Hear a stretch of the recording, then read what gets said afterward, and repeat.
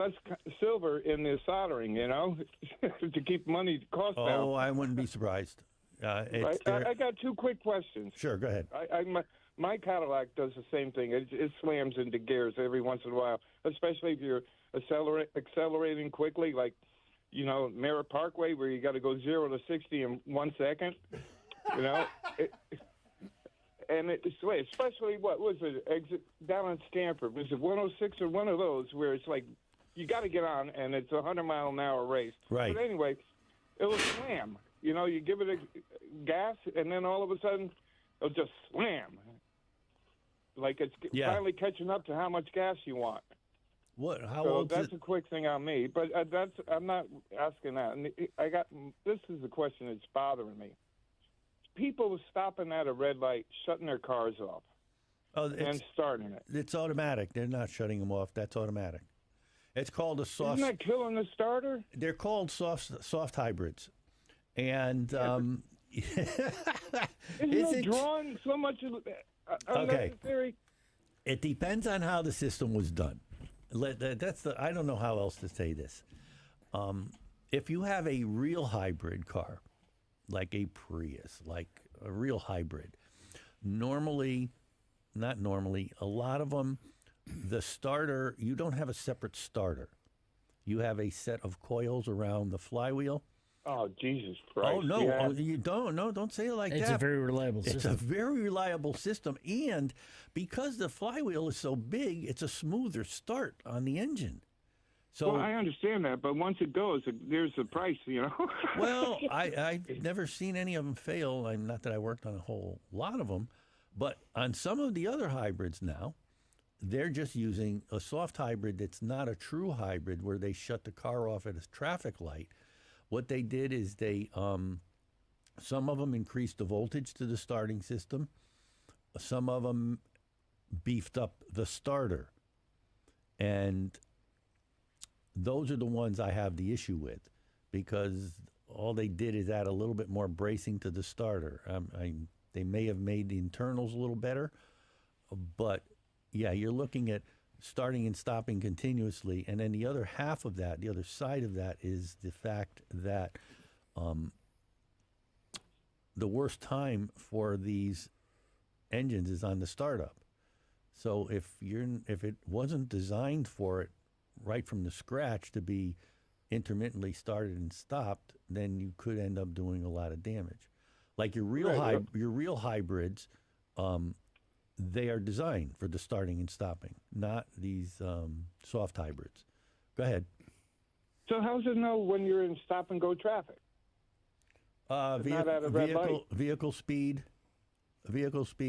brake, and you can press a button and take it out of that shutting off. Oh, okay. Most of the cars have a button. I'm just thinking the continuous wear and tear, 5 o'clock in Danbury, forget about it, from 3 o'clock to 5. Yeah. It's on, off. You're right. You follow people and you can see the car just going on, off. And I'm like, it's got to be wearing out all the mechanicals and everything else. Yeah, it does. But it does. So, anyway. Go ahead. No, I was just going to say that was just my query on that. I'm old school. Give me feeler gauge, give me points, plugs, all that crap. I'm comfortable. Nowadays, forget about it. It's like me with a smartphone, It only shows how stupid I am. There you go. All right. Thank you so much. Listen, you guys have a great Christmas and Hanukkah and New Year's to you and all your loyal fans. I just became a new fan once you switched to Saturday mornings. I didn't know your show was on. Oh, we were here. We were always here Saturday mornings. We were here from 9 to 11. I just started listening. Well, thank you so much. I appreciate it.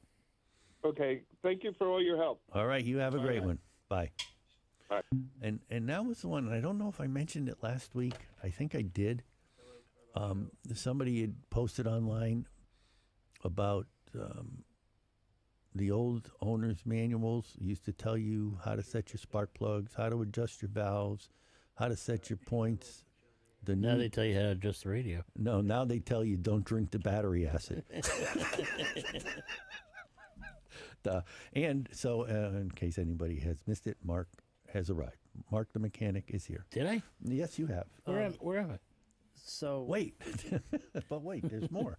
FYI to everybody, we are streaming on YouTube again. Thank you. We're trying to improve the Quality, and the whole output. technically you're streaming through two sources right now. But Yeah, we are. that's what it's telling me, but it doesn't look like it. The lights are on, but nobody's- nobody's home. So it's if you go to YouTube, go to the search for the CarBob Show, and Yeah, just go to YouTube at the car and then type in search at the CarBob Show. And if we don't scare you, feel free to call. That's right. We can wear masks. we have last I checked, 28 subscribers. Oh, that's fantastic.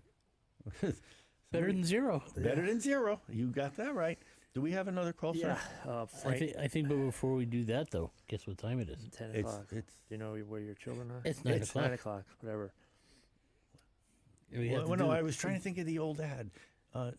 It's 10 p.m. Do you know where your children are? Yeah. Was that the one? It's 10 p.m. Do you know where your children are? That's another one. Real quick, after I do this. You are listening to WPKN in Bridgeport, 89.5 FM, listener-supported community radio. You can also hear us streaming online 24/7 at WPKN.org. There was a quick thing I saw yesterday. Somebody had asked a question. I think it might have been on Threads.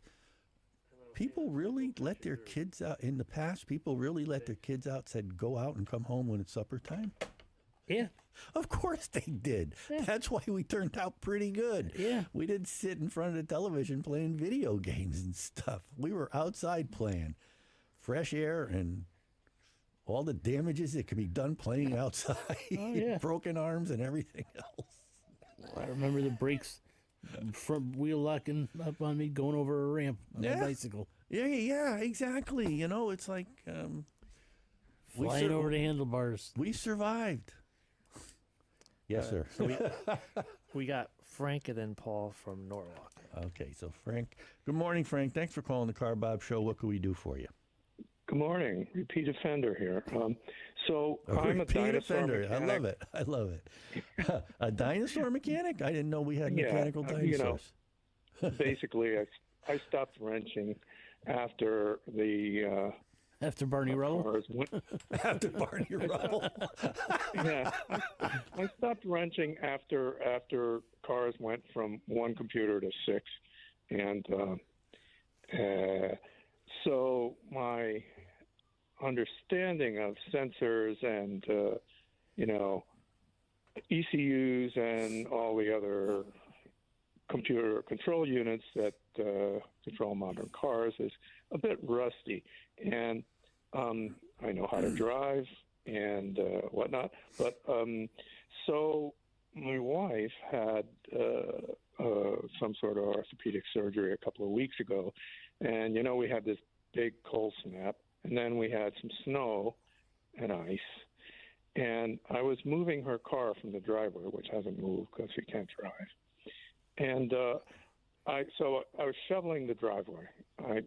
I shoveled half of it, moved the car 10 feet, and shoveled the other half, moved it back, and it was maybe 20 degrees out, and didn't drive the car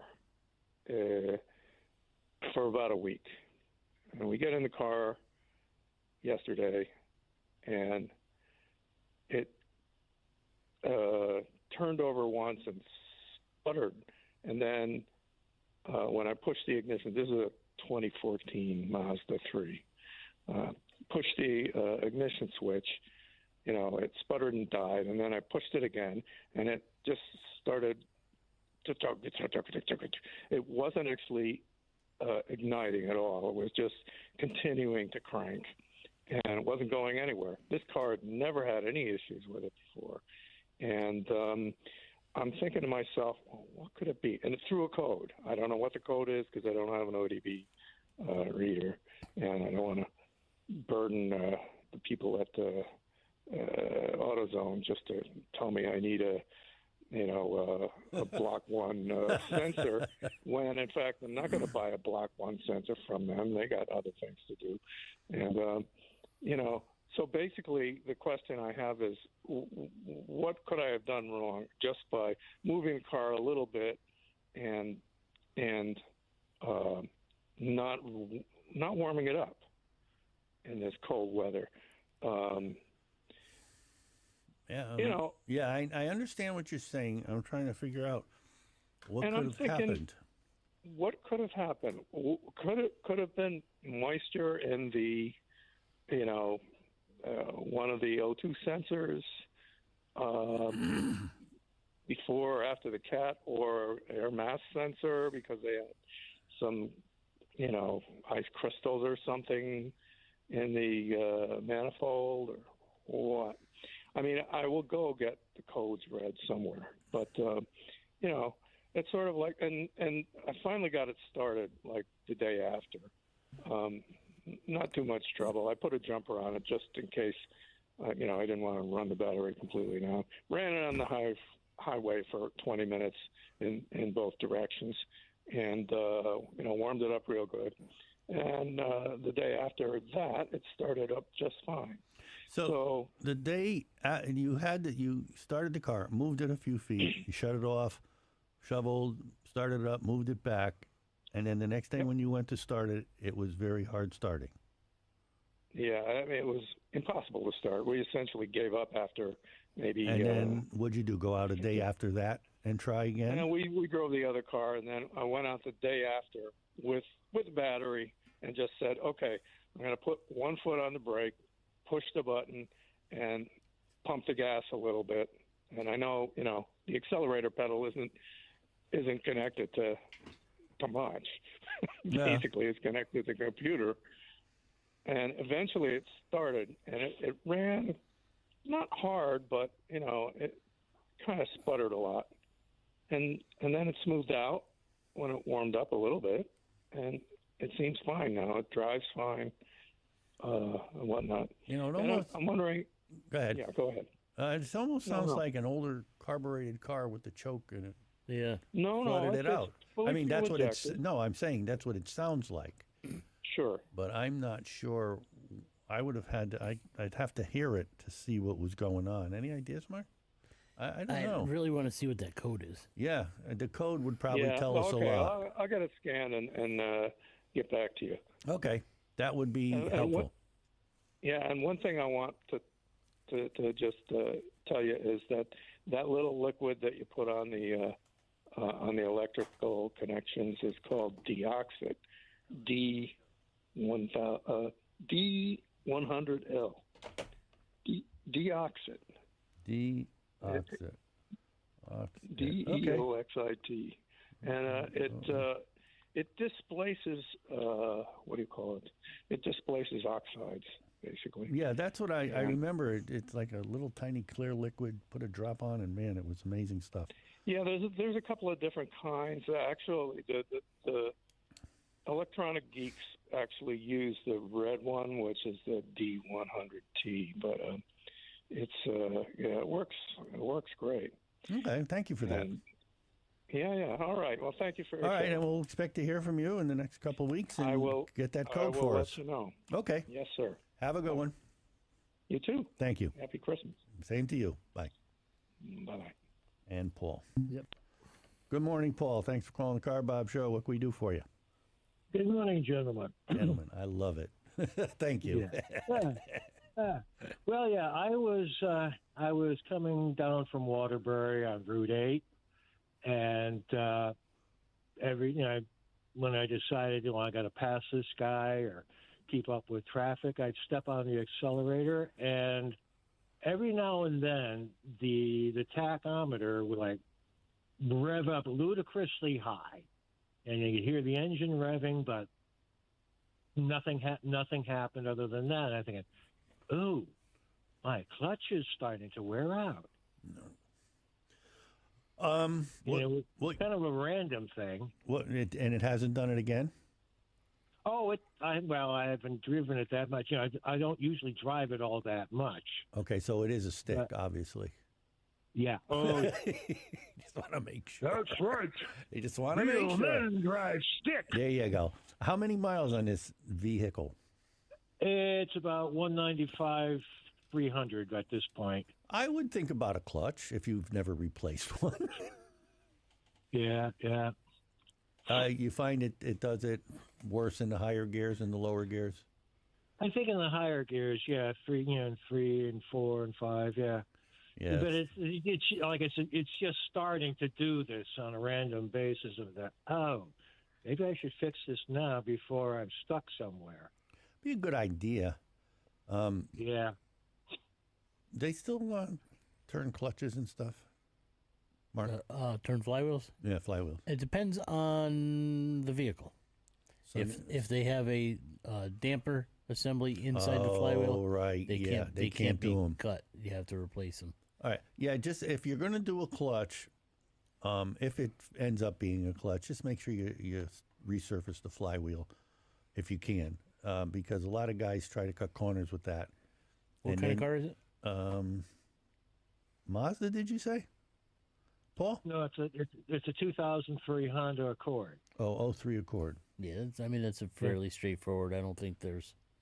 It's not a double clutch or a No, it shouldn't be a dual mass flywheel or anything Yeah. like that. Yeah, so if it was me, if I was doing this, I would definitely make sure you resurface the flywheel. Resurface the flywheel and Put a new replace clutch the in. clutch. Yeah, replace the disc and clutch assembly, and away you go. Providing the flywheel can be resurfaced. Sometimes, Yes, if they're old enough and they have enough heat cracks and the cracks are deep enough, they may have to replace it. they can't. You can only take a certain amount off. Right. Because it's hydraulic clutch, it'll affect the pedal height, and you might get disengagement problems if they have to take too much off the flywheel. But that being said, wait, there's more. Well, I don't know if they make it for the Honda or not, but they do make a shim that goes between the flywheel and the crankshaft to make up for the difference And that you cut it down. that you cut it down. So they do make flywheel shims. I used to keep them in stock in my shop. Wow. Because if we had to turn the flywheel and it was on that borderline, I didn't want to take a chance on having pedal issues, so I would automatically put the shim in. Yeah. Okay, that makes sense. And Makes perfect sense. that would restore pedal height and. Yeah, if you've got 200,000 miles, I'll bet you it's time for a clutch, if that's the case. Yeah. Yeah. What was the trick, Mark? Put the car in fifth gear. Put your foot on the brake. Rev the engine up a little bit, 1,500 RPM, and then let the clutch out, and see if the engine instantly stops, stalls, yeah. Or does it go? Ugh? Yeah. And that'll tell you if your clutch is slipping or not. Okay, fifth gear, rev it up to 1,500, and then let the brake out. Yeah. No, let the clutch out.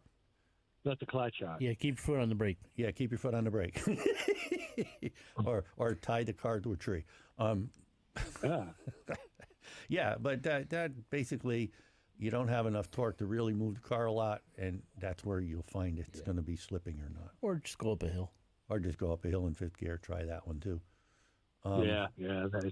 But yeah, 190,000 on the first clutch. That's pretty good. Hondas are always pretty good with clutches. Clutch life, really, with clutch life. I'm impressed. Yeah. You must be a good driver, Paul. Yeah, well, of course. I'm an excellent driver. There you go. I mean, a lot of it is driving You're capabilities right. too. So. Yeah. I mean, There's all those other fools on the road I have to watch out for. I've seen people go through clutches in 20 or 30,000 miles as in the same vehicle that other people have gotten 200,000 out of. So Yep. it depends on the driver. Depends on how you drive. Yeah. Oh, yeah. So I hope this helped you, sir. It does. So, yeah. So if... So you're a pretty clutch driver then. Yeah. Yeah. I'm good in the clutch, yeah. Okay. So when... So that's legit.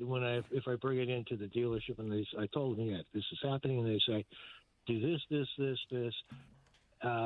Make sure that they do the flywheel, Right. if they can. If they can. Yeah. If they can, and also if it's which it should be a hydraulic clutch, have them change the fluid in the the brake fluid. Good idea. Because it's the same thing as the brake fluid. It's hygroscopic. It's hygroscopic, and it is brake fluid. So they should change that as well. Okay, so change the hydroscopic fluid for the clutch, resurface the flywheel, and you'll have a brand new 200,000-mile car. There we go. Yeah. Which brings up another question. How long? Granted, this car is like 22 years old. So, at what point do I pull it in? Bring it in for service, and they say they don't make parts for that anymore. I think it will be more like this is rotted so bad the car is going to fall apart. That's my personal opinion. I don't know. Have you ever had problems getting parts for Hondas? Older parts? Some of the older cars, yeah, but the Honda Accord was such a popular car. Yes, probably. Yeah, that I don't think you're going to have a problem. Yeah, there's so many aftermarket parts available. Yeah. Normally, most people that I'm hearing today are getting rid of cars because they've rotted to the point where the structure is no longer, sound. Yeah. Mechanically, it's amazing. It really does amaze me these days that if you get an engine that was designed correctly, they will go 200,000 miles without even blinking an eye. And I say that way because it seems like every manufacturer has one or two engines that they just screwed up on, and there is a system somewhere in that engine that fails. The Ford, what is it, the V6 or the V6 has the phaser problems. Yeah. This car has this problem. Some cars have piston ring problems. There seems to be, it's almost like an engineering, what do they call that? Brain fart. Where they design the part and it just isn't what it's supposed to be, or they got a bunch of bad parts. But usually it's just a design fault. And and if you get, and you've heard it, and there's certain engines out there that you never had problems with. The old Chrysler Slant 6, the Jeep 6, this Jeep 4.0. There were certain motors out there that just, even back in the day, just kept running and running and running.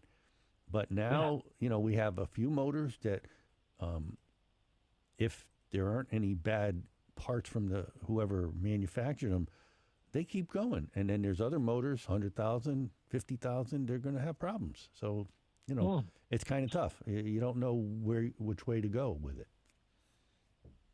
So that's my story, Paul, and I'm sticking to it. Okay, All great. right. Okay. Thank you very much, sir. You got it. You have a great holiday. And you too. Safe driving. Oh, yeah, always. Okay, take care. You too. Bye. Okay, you're listening to the CarBob Show on WPKN in Bridgeport, 89.5 FM. If you've got a car problem, question, or concern, give us a call, 203-336-9756.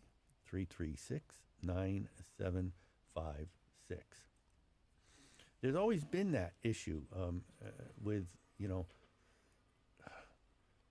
I'm not sure how to say it or do it, but there's always been certain manufacturers, certain cars, certain models, certain components from certain manufacturers that have been bulletproof. Yeah. And then there's been certain car manufacturer parts and stuff. It's don't buy just one. You better buy two because the first one's going to break real quick also. Yeah. Like keeping an extra ballast resistor in your Chrysler. You did. You had it in the glove compartment. Yeah. You knew if you were driving along and the car died, first thing, get the ballast resistor out, plug it in, and away you go. Yep. Today, your car dies, call up the flatbed because you can't even tow it with a tow truck anymore. Yep. And it's going to cost you $300 just to move your car a half a mile. So it's insane with the stuff that's going on. Is it better? Is it worse? That's a great question. I don't know. I was thinking of this morning, and now that I can bounce this off of a couple people, especially Mark, because he's in the same age, or close to the same age group. When we were younger, we looked forward to the new model cars coming out. Yep. We would go to the dealerships and look in and say, hey, what's new? Oh, well, hey, we got an FM radio now. Oh, I would always drive through the dealership lots. We've got... And then when I worked at the dealerships, I'd stroll around during my lunch hour. Yeah, take a look. But the point I'm trying to make here is back in the day when new cars came out, there were changes, there were improvements, bigger engines, newer engines, more horsepower, more comfortable seats. Rich Corinthian leather. No, I was even going to say something more bizarre. Bench seats. Yeah. You know, people forgot about bench seats, but bench seats are pretty cool. The Ford LTD with those velour seats, the cushion was a mile thick. Yeah. But they were comfortable. And the point here, it's like driving your couch. Right. And that's what we said that. It's like you take a new car out today, it's like sitting in your living room. But back in when, and the point I'm trying to make here, let me finish this, I hope, is not only did you go to the dealerships to look at the new cars and look at the new this and this, that, and the other thing, but on their advertisements would be, you know, we now have this and we now have this engine, or we have FM radio, or whatever it is, you would get that. And I was thinking coming here, the new car ads, what do they tell you? Nothing. How much it's going to cost you a month? How much it's going to cost you a month. They show you pictures of some person driving a car like it's a race car with on the bottom of the screen, don't do this at home, professional driver. Then why are you showing me this? You know, it's they don't tell you anything. You know, it's got a V6 260 horsepower engine with this, that, and the other thing. All they say is they show you it going fast, and they tell you how much it's going to cost. You really don't learn anything about the car. At least I don't think you do.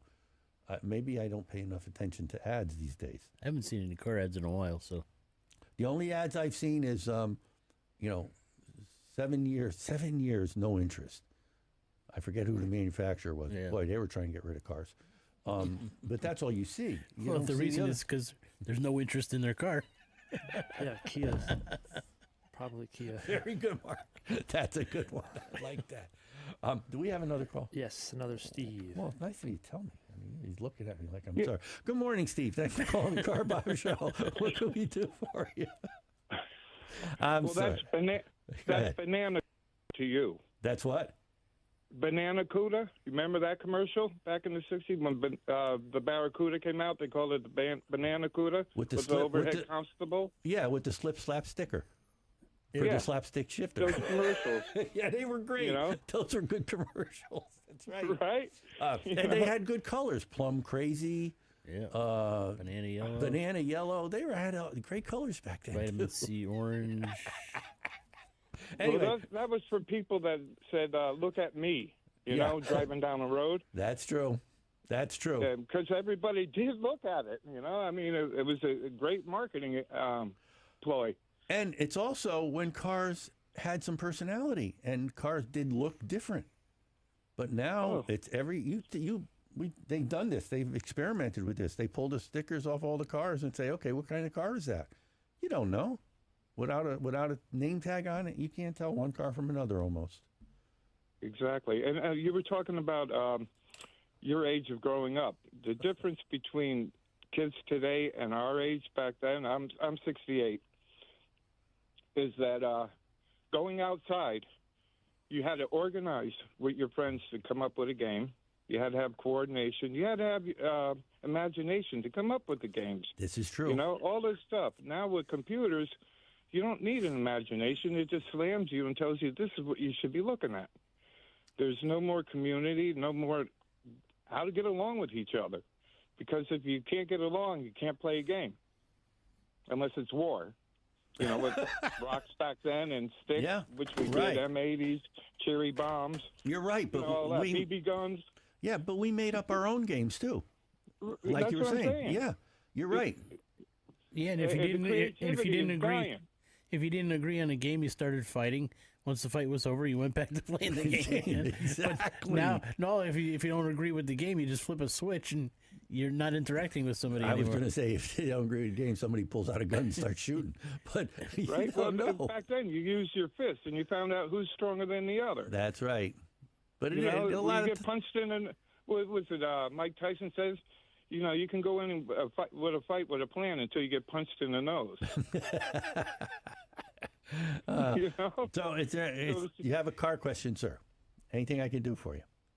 No, I just okay. wanted to comment on those two. You Well, guys, you have such fascinating callers, and they bring up so much memories. And it's not just Anyway, memories and so too. do you. It's stuff that it's almost like it's gone. You know. Yes. That children playing together, you know, and it didn't matter. Again, and I don't know if I should even say this now. It didn't matter whether you were Polish, Italian. Nobody cared back then.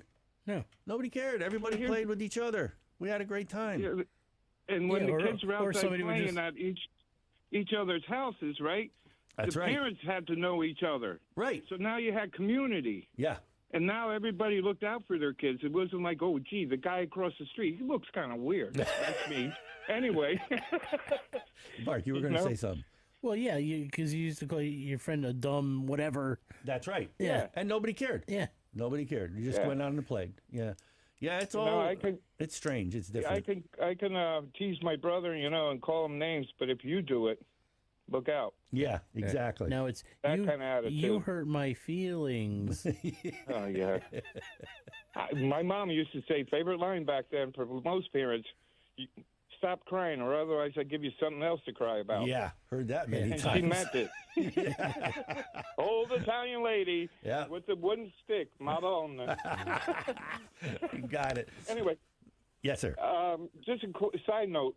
I spent 6 hours working on my snow thrower, Toro, which was 4 years old, to get to the dog ears so I could spray it. I'm disabled. I had to disassemble 3/4 of the housings, you know, the cover of the engine. They had bolts, nuts screws under there, bolts under there. And, you know, the guy's showing you, he's got these box wrenches with ratchets and all, which I can't afford. So I spent 6 hours just to spray the dog ears so the coil would work, you know, the recoil. Oh, okay. Gotcha. It's the same thing with cars. They just make it so you have to bring it to someone or you got to buy a lot of tools. Yeah, and again, I don't know with all of this why. Is it for safety? Is it for liability? I don't understand. I don't think it's been mandated that everything has to be hidden. I know some things they have stated that they don't want the general person going in and internally screwing around with, like computers and stuff. But, you know, changing spark plugs, changing that kind of stuff, no, they don't even want you doing that. And I don't know. We had this conversation about a month ago with a gentleman. I'd have to look in, I think it was Rich, but I'm not sure, about doing your own work. And anybody could do any work in their backyard for the most part. And we got into a little bit of a discussion. And I said, basically no, but yes and no. The cars have become very complex.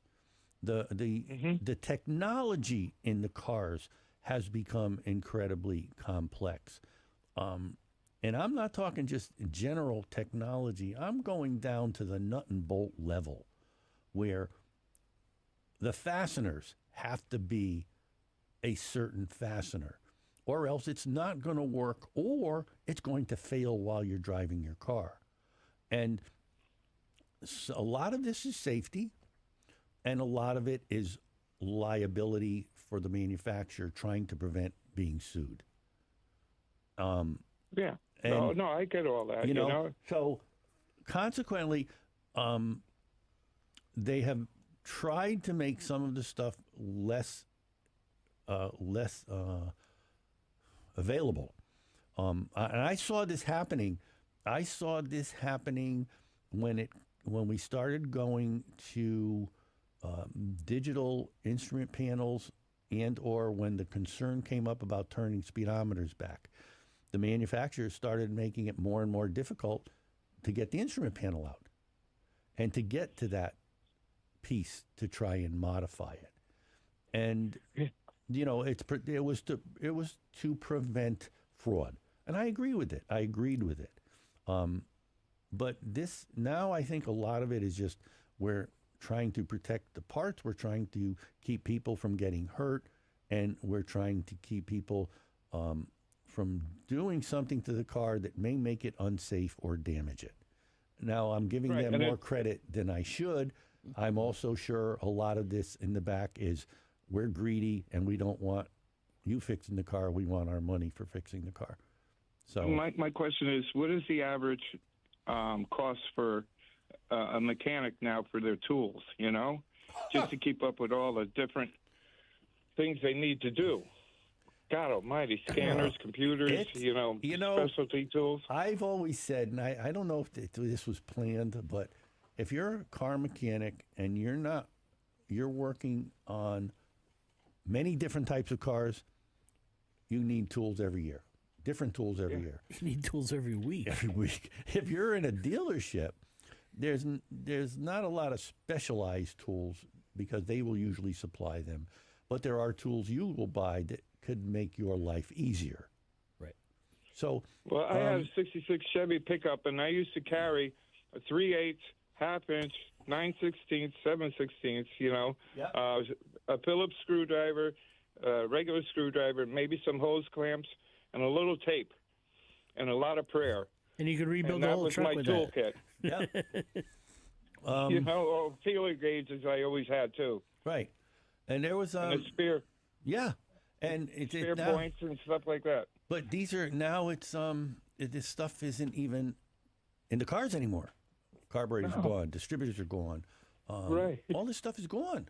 And I guess part of why it's gone was never explained to the general public, but these components have been replaced by more efficient components, theoretically, and components that will not wear out over time. As a distributor, over time, it will go out of calibration. You won't even know it, and that will affect your emissions. That's one of the main reasons they got rid of a distributor, because they can wear over time and throw your emissions off.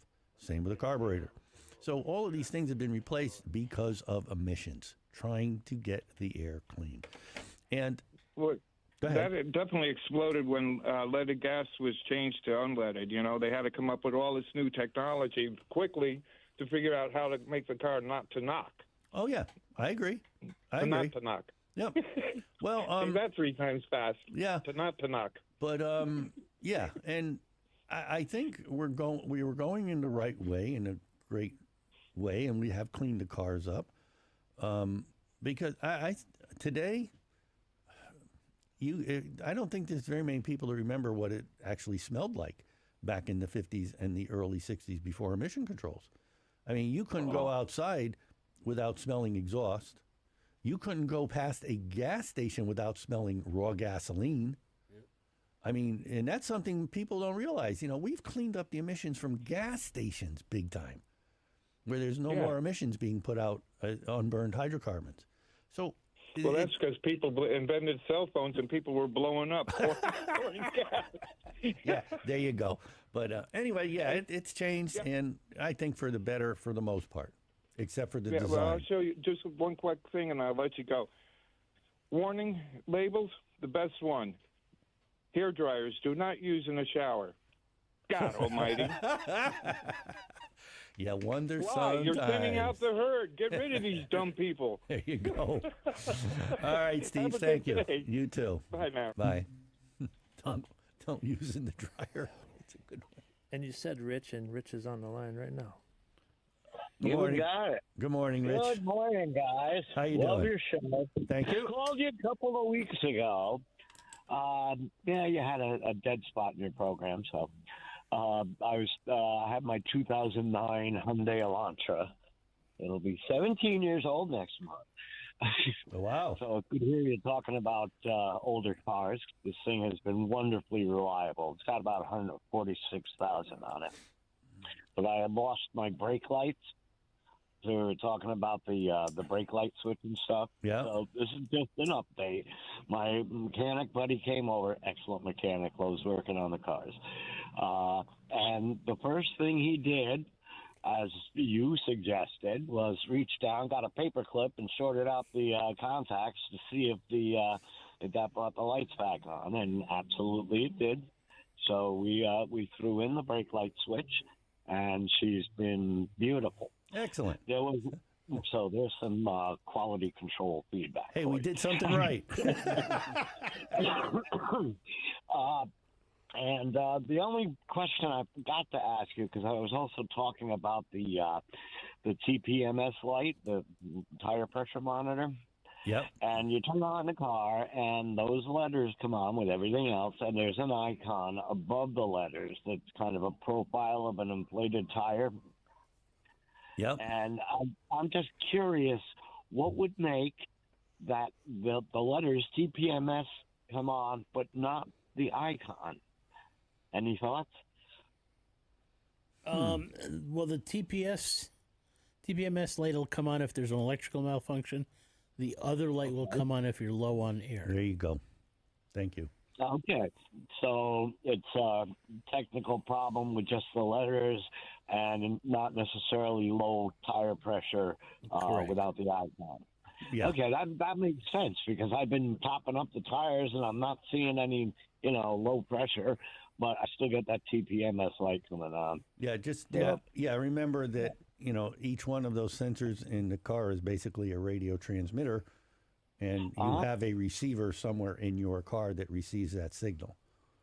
So any problems with any of those antennas, any little glitch, it could screw up. Well, and the batteries, they are battery run, and the batteries don't last forever. Yeah, the batteries in the sensors in the tires, what are they good for? About 6-7 years, maybe? Sometimes they last a lot. I mean, I've seen them last a long time. But yeah. But, you need to get the code and figure it out. Yeah, to get the code. I forgot to have him check that when he was there, too, but I don't think he had his code reader with him anyway. But that would make sense. Hopefully it'll bring something up. And you said you couldn't change the battery per se in the sensors, but you had to replace the whole sensor. That's the problem. Right. Yes. Yeah. Okay. All right. Well, good to hear there's some people with cars even older than mine out there still going. They're out there. And like I say, I've got no complaints. This has, been a very reliable car for me, and I'm hoping I can get this up to 200,000. I bought it like a little over 3 years ago, and she's running smooth. I haven't even done any tune-up work on her in that time. That's pretty good. Yeah, it's amazingly reliable. I mean, I'm kind of a religious person, and anytime I've needed a car, I've always kind of said, God, you know what my next car is going to be. Just get me to, And I've always been steered to something either very affordable or very reliable. So well, as long as God doesn't recommend a hearse, you're doing well. Very good, Mark. All right. You have a great one. Have a good day. Yeah, Thanks for your support. Okay. Bye-bye. Bye. That was good. Up next is Jim with a Subaru. Good morning, Jim. Thanks for calling the CarBob Show. What can we do for you? Good morning. I own a Subaru 2010 Outback, and recently on the blower system, the air is only coming through the air conditioning vents. No air is going through the defroster vents or on the floor heating vents. Is that a major repair? Is it something I can do? So something's not pushing the air to the proper spot. It's probably what they call a mode motor. There's motors on the flaps, little electric motors on the flaps that run, where the air goes, and they do fail. I don't know about Subarus. Okay. I know GMs, they fail a lot. Hondas, they fail a lot. Yeah, they all do. So that's probably Where do you go ahead. that's probably the most common thing. Is this a home repair or is it definitely a shop repair? If you know, go ahead, Mark, It depends on where it's located. and your skill level. Sometimes they're located, you just roll underneath the dash and it's right there and you can easily access it. Some you got to pull the whole heater Okay. box out. So, Right. All right, so I don't have to pull apart the dashboard system at all if it's located underneath the I don't know, like your right leg or something. Yeah, well, you'd have to go. To start with, I would probably go on YouTube and see if anybody's done these. There's usually there could be 1, 2, or 3 of those motors, depending on how they set up the system. And 2 of them usually are relatively available on either side of the console underneath the dash. You can get to them. Mm-hmm. Sometimes there's one that controls defrost that they bury underneath the instrument panel cover. That one is those are a pain Would to it be do. one motor controlling all? No, I all kind those, of or doubt is it. multiple? I kind of doubt it because you have, it depends on how they set up the heater box. Most of the time you have one motor that controls your blend door, which hot and cold, and then you have another motor that controls to the floor, to the dashboard vents, and to the defrost. And in some cases you might have one that just controls the defrost, and it depends on how they set up the box.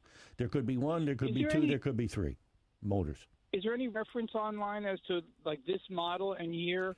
Yeah, I'm how sure many there's- there would be? Yeah, you would have to go ahead, Mark. Yeah, what year was it again? 2010 2010 Subaru what model? Outback. Oh, okay. Now this is where it's going. The fan is still working, correct? Yeah, there's a fan working. It's just the directional when you Gotcha. push the buttons Okay. on the console. Yep. Yeah, it's not directing it.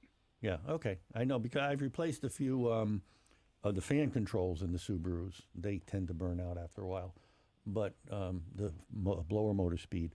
But I haven't done any of those motors for blend doors or any control motors like that in Subaru. Done them in other cars, but not Subaru that I can remember. Mark is looking it up now to see what you got. Yeah, if memory serves me correctly, and from what I'm seeing here too, you can get to the Subaru mode door actuator by taking the glove box out and the lower panels underneath the glove box, and it should be right there on the passenger side. Is this a plug-in go type motor where you just remove one and plug in another? Do you know? Pretty much, as long as there should be a gear that meshes with the motor, and it only does go on one way. So just make sure you. But it's usually keyed with one larger tooth than the others. Yeah. So you can key it without an issue. Are these parts available at parts stores, or do I have to go to a dealer? Do you think? Oh no, There should be, parts store should have it for something. Yeah. It's more than likely it's going to be a Dorman part, made by Dorman. Okay. All right.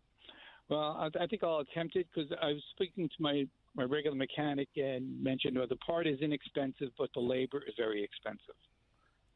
So he said it could be a 2-hour repair inside his shop. That's about right, because you do have to get under there. You do have to take the glove box out. You do have to take the lower panel out. So by the time you get all said and done, sometimes they do need to be recalibrated. I don't believe so on the Subaru. That's what I was going to mention. Yeah. They may have to be recalibrated, and you're probably going to need a 1/4-inch drive set. Something small to get into the tight spots. Yeah. Okay. Well, thank you very much, and You're welcome. I'll think about doing this. Hey, it's a challenge. Look at it as a challenge. Well, it is, but if you have frost on your window in the morning, I have to go out there with a handheld heater to melt the ice. So it's not fun. Be careful with that you don't crack the windshield. Yeah, well, I'm looking for best solutions without spending a lot of money. Oh, you got it. All right. Okay. Well, thank you, very Jim. much. You have a Merry great Christmas. one. Same to you. Thank Bye. you. Bye. Bye. Wow, some interesting stuff. There was something I was going to say before we were talking about old days, and now I can't remember. It'll come back. Anyway, you're listening to CarBob Show. Bob Costanzo here with you. Dean Farrow, Dean the Machine, and Mark Mushin, Mark the Mechanic are here. We'll be here for we got another 5 minutes, maybe 6 minutes. Been talking about a lot of different things today, and some good questions, excellent questions. There was a question, and I wanted to start off the show with this, and maybe next time we're here, I was trying to figure this out as I was driving down the highway, watching all the cars going this way and that way. How would you actually solve the transportation problem of moving people and basically getting them out of cars? How would you do it? How could you go with that? I just trying to figure out if there is a better system than what we have for moving people. I don't know. I'm waiting for Mark's smart comment. Oh, Yeah. how do we? Oh, yeah. Tell them to walk. Tell them to walk. That's true. The Heel Toe Express. What was the one? Speaking of walking, and I don't know, there's been an old ad that keeps popping up, either in Facebook or on Threads, about 1898 Coca-Cola had 3.5 grams of cocaine in it. Yeah. Yeah.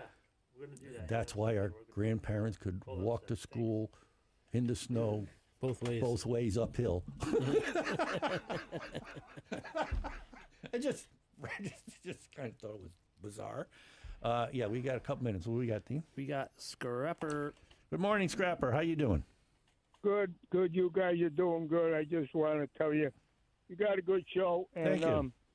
Happy Hanukkah, Merry Christmas, Happy New Year, Happy Easter, and all that stuff. And Thank you.